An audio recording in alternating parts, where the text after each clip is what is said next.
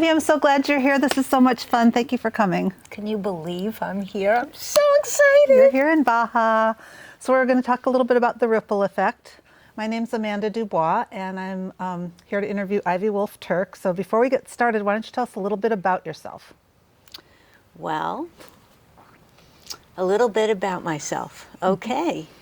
I am an agent of change, a freedom fighter, certified professional coach, a mom, a facilitator of Project Liberation and founder of it, and soon to be the founder of A Liberated Life. And I'm here visiting you because we met years ago in something else I do, which is public inspirational speaking. And I really came to get off the merry-go-round and visit you. So what I do and who I am are all intertwined. So how is it being off the merry-go-round first? It is so good, Amanda. Are you relaxing?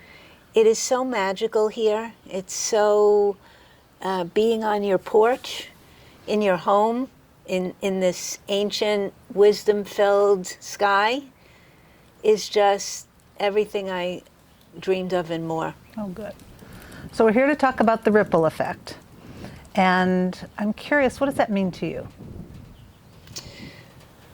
Well, you know, sometimes when we're coming from a place where we're doing something that we're passionate about, or we've studied a lot, learned a lot about, we have an affect on people that we don't necessarily set out to have. And so a ripple effect is when something affects something, and then it ripples out further and wider than you could have ever imagined. And I have seen that in the work that I do over the years, to my great surprise, actually. What always is, that's the point, right? Mm-hmm. All right, so tell me a little bit about a ripple effect, for example, that you think that you've created that meant a lot to you. Oh, there are many. There are many, and they've all been surprising. But I could think of two in particular. Early on, Project Liberation was founded as a platform over a period of 14 weeks to give women the tools to find their intrinsic values, not the shoulds and the have-tos that they were conditioned having, but to really get to what was important to them and what they really wanted. And early on, a woman came to me. She had just come home from prison, and she was very sad. And as the weeks went by of the coursework, what unfolded was that she had been raped, had gone to prison for murdering her rapist, and had lost what resulted, which was a pregnancy, which she gave birth in prison to this child, this little girl, and had lost her to the foster care system. That's rough. And through the whole time as this unfolded, and for the first time in her whole life, she was sharing her responsibility for getting drunk that night, for putting herself in a position to be raped, and the inequity of what ensued afterwards, and the 11 years and all that had come after, and how she had done all these programs and had never really gotten the courage and to the core of the truest and most important stuff for her, and that was reigniting, or maybe for the first time, a relationship with this daughter. And by this point, she had found her.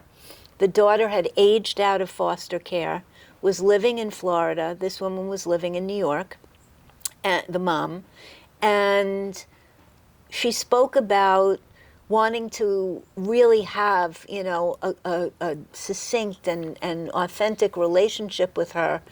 And as the weeks went on, she'd report, you know, I called Jazz and she was busy, and you could see the resign and we'd work on forgiveness and courage and, all the different things that were part of building her own emotional literacy.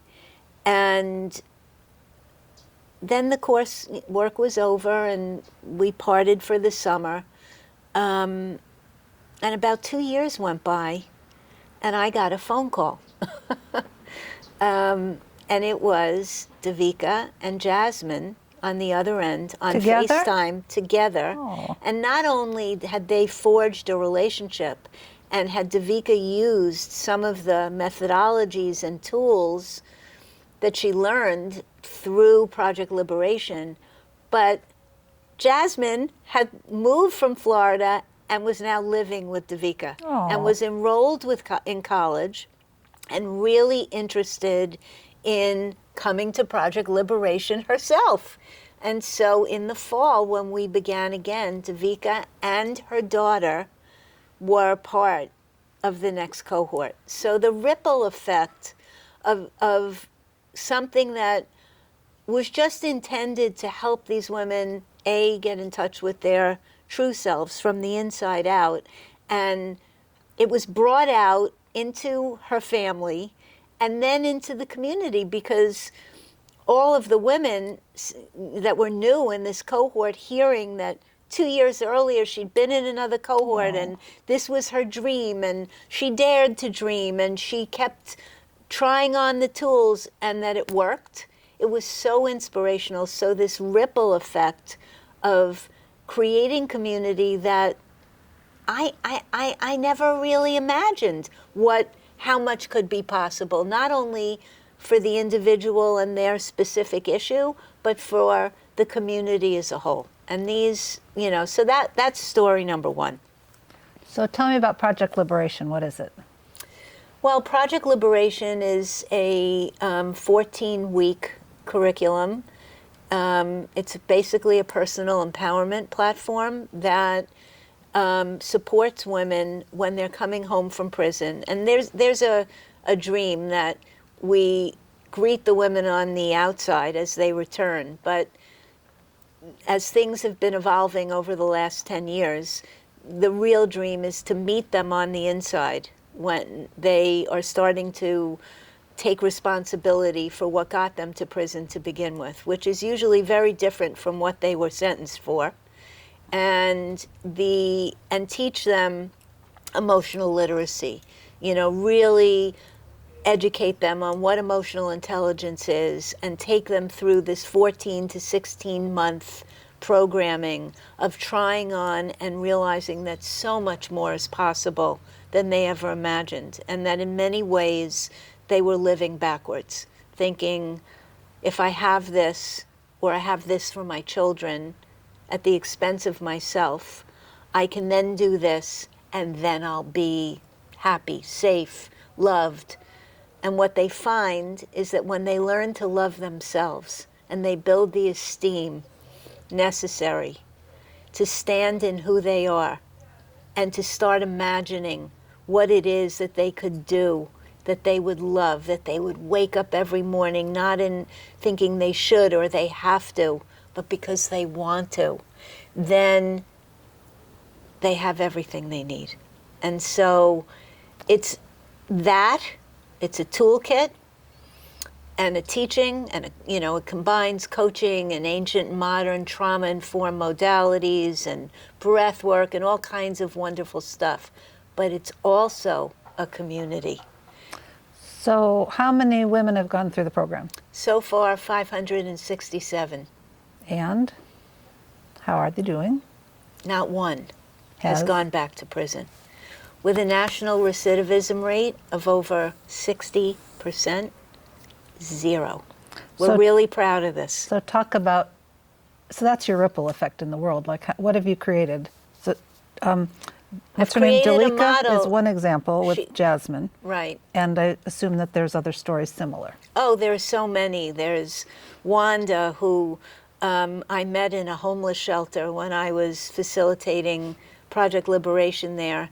And she had this dream of getting her kid out of foster care, another mother wanting to get her kid out of foster care. And she she couldn't imagine because she was homeless, living in a shelter. She was without a job, didn't feel qualified, had never graduated high school, you know. And today, 10 years later, Wanda is living with her kid in permanent housing and works for that foster care agency. No. And has like a big ass job, you know, helping other women that she once was. So she has become a spokesperson for Project Liberation. She claims, you know, it was the catalyst, and yes, it rippled not only to her, but all the women in this agency that she's serving every day.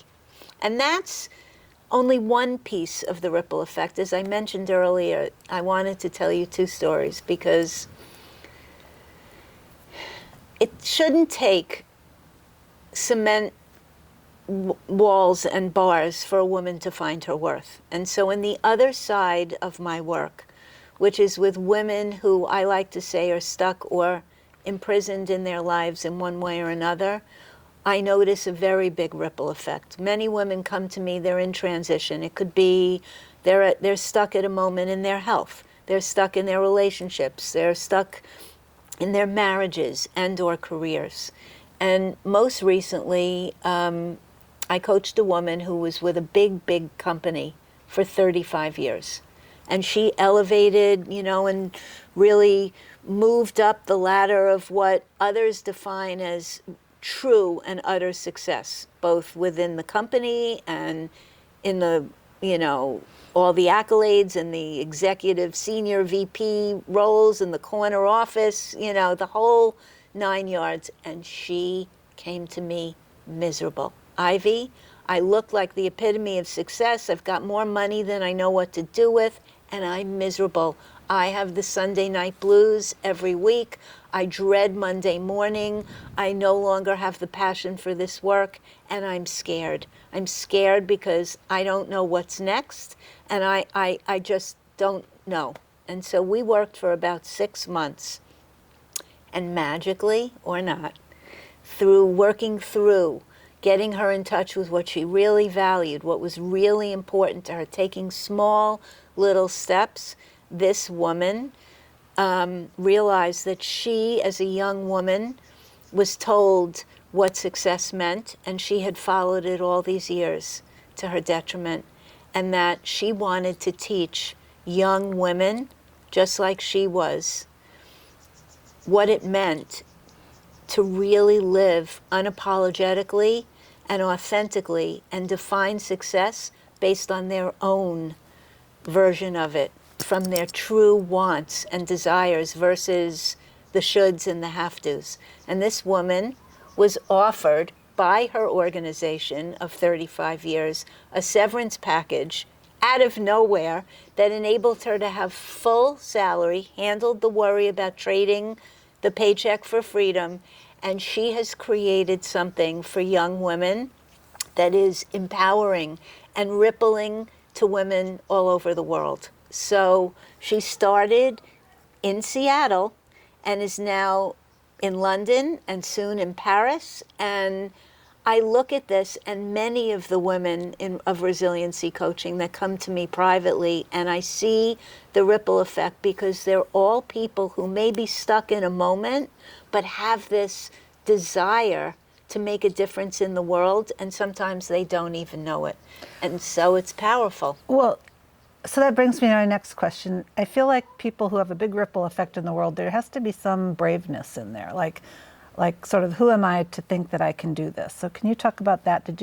For you to just like start Project Liberation or the coaching, how did you find that braveness in yourself to think that you could do this? Because if Well, we're talking about adversity became a great teacher, my friend. Do you want to talk about that? Oh yeah, I mean, it took courage. It took a lot of courage to step out of the mindset of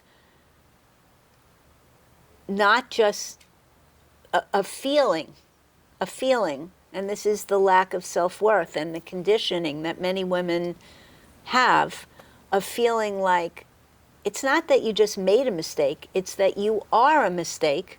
Oh, say that again. It's not that you just made a mistake, like everybody does. but that you are a mistake. You're not good enough, girl.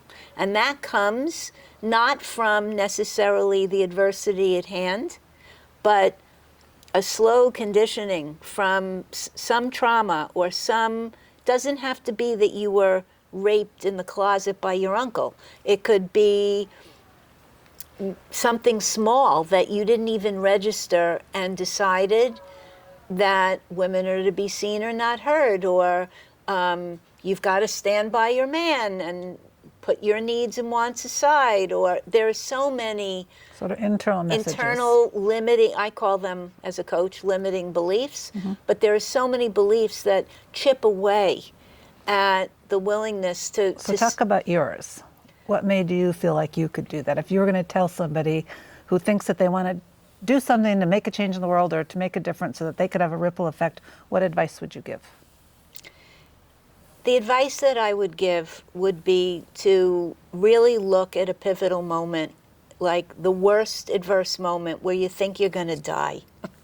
Okay? Where you really think, like, this is it, I'm done. And that moment for me, it happens a few times, but the real pivotal moment was the day I, as you know, was released early from prison for a host of reasons. And